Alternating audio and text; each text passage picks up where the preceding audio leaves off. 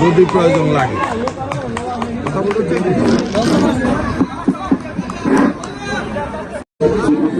মনোহরগঞ্জ উপজেলা বিএনপির সভাপতি জনাব ইলিয়াস পাটোয়ারি, উপস্থিত আছেন মনোহরগঞ্জ উপজেলা বিএনপির সাধারণ সম্পাদক জনাব সরওয়ার জাহান দোলন, উপস্থিত আছেন সিনিয়র সহসভাপতি জনাব খোকন ভাই, উপস্থিত আছেন প্রফেসর মুর্তুজা, আমাদের উপস্থিত আছেন ভাইস চেয়ারম্যান জনাব সহসভাপতি শরীফ চেয়ারম্যান, উপস্থিত আছেন সহসভাপতি কাজী আবুল বাসার, আমাদের ইউসুফ ভাই ছিলেন কিছুক্ষণ আগে চলে গেছেন, উপস্থিত আছেন আমাদের নেতা বিএনপি মনোহরগঞ্জ উপজেলার জনাব আবুল কালাম সহ ইউসুফ পাটোয়ারি।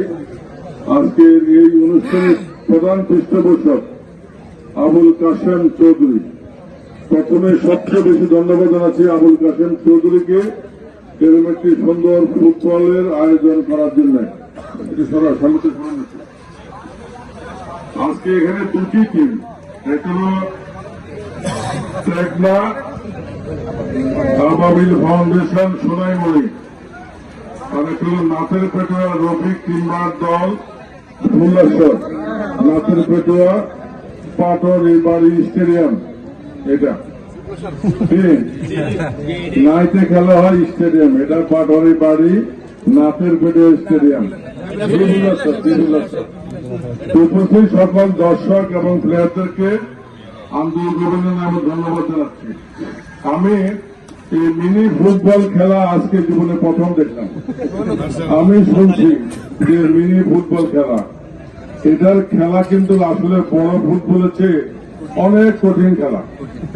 প্রথমত হল মাঠ ছোট, দ্বিতীয়ত হল হাতে ধরা যাবে না, তৃতীয়ত হল গোল পোস্ট ছোট, আর মাশাআল্লাহ গোলকিপার দুইটার চেহারার দিকে তাকান, ওরা যদি দাঁড়ায় থাকে। আমি দেখলাম যে অ্যাটাম হয়েছে কিন্তু হাত দুইটার পিছনে শুয়ে পড়ছে, বল তো আর যাবে না বা জীবনে।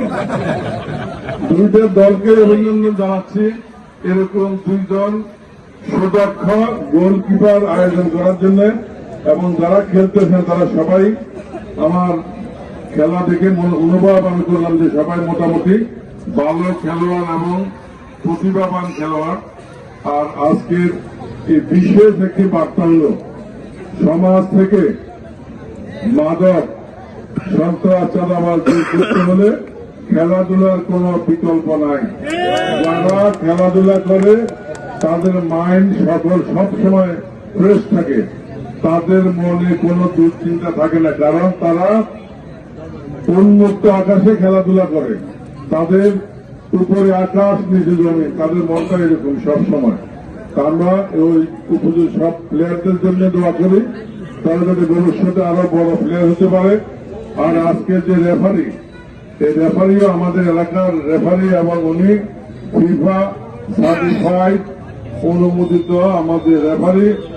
আর আমাদের নাচের ভিডিও প্লেয়ার যারা, তারাও কিন্তু এই নাচের ভিডিওর সন্তান। সোনাইমুড়ি যারা আছেন তারাও সোনাইমুড়ি থেকে আসছেন। সবাইকে আমি আবারও অভিনন্দন জানিয়ে আমি আমার বক্তব্য এখানে শেষ করছি।